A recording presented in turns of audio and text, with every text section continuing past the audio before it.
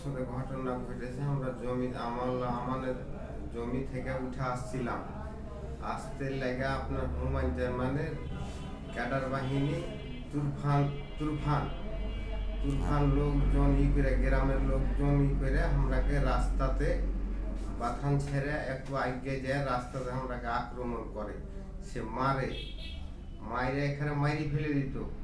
তারপরে আপনার হাত ভেঙে দিয়েছে, পা জখম করে দিয়েছে, দিয়ে কিছু লোকজন আইসে তখন আমাকে উদ্ধার করে নিয়ে যায়।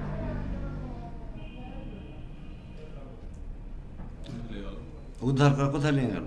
উদ্ধার করে আপনার রোহানপুর লে গেল মেডিকেল। রোহানপুর মেডিকেল যে করলে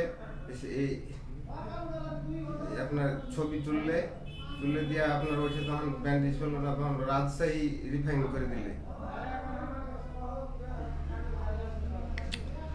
যে তাহলে এখন